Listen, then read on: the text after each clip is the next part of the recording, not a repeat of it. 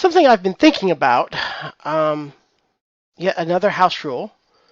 Um, this is more of a meta game necessity, possibly. Um, is I've been thinking about using something like AGEs, um, character creation, or a life path simulator, like a Star Trucker, Spaceship Trucker game has. Um, for Rollmaster. And the reasons why I'm thinking about that, I don't think there's anything lacking in the Rollmaster Unified. Let me specify. Character creation process. Nuggets on my lap. He's being cute. Um, I don't think there's anything lacking there mechanically or anything like that. That's not the thing. Um, quick overview of what exists raw. Um, pick a race, pick a profession, and then start going through the process of like rolling up your stats and assigning them, and then you pick your culture. And in Rollmaster Unified, and the culture is going to give you a roughly 15 to 17 ranks plus language skill ranks.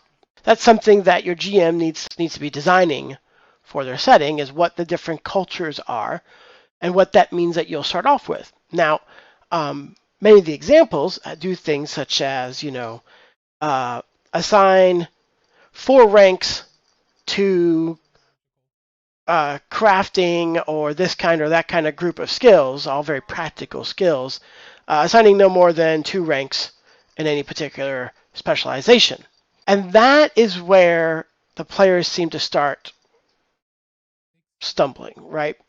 In my experience. Because they may not have this like whole background story, where they grew up, what their parents did, concept ready yet. So then they're like, well, over here or over there.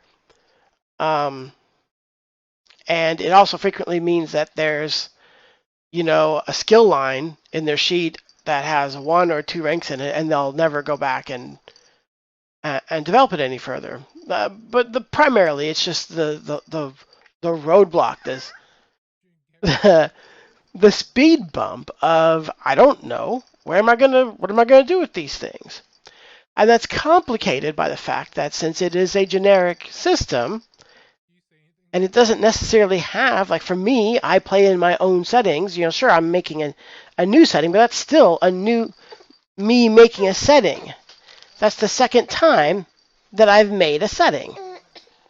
So the concepts of what these people do, who these people are, and by people I mean like the people groups in the setting.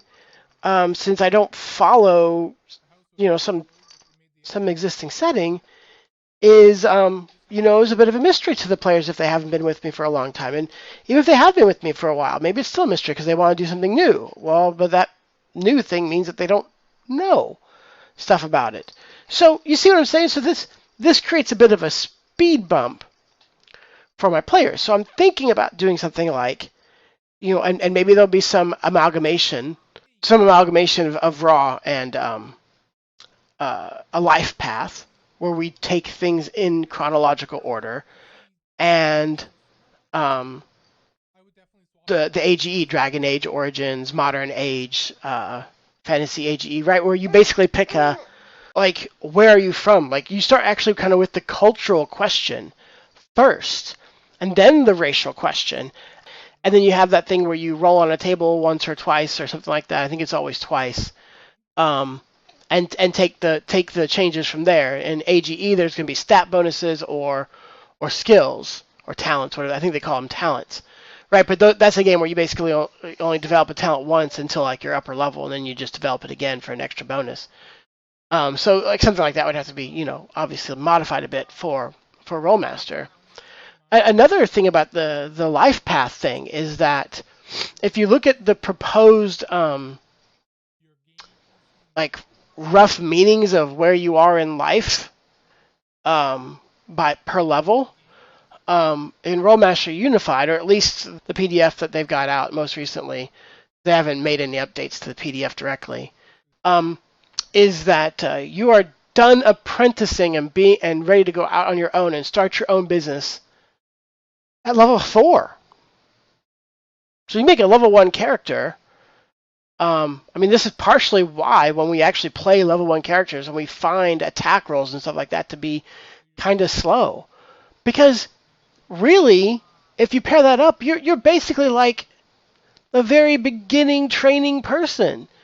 Maybe use a life path idea to get you through to level 4. And maybe it's not level 4. Maybe it's level 4 with remaining development points left over that you get to portion out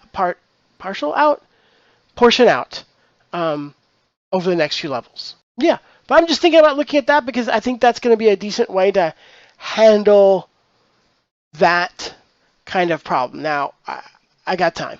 Right? The first thing I'm going to do when I get my Rollmaster stuff squared away is just to run games online, is to just run convention-type games and other things like that.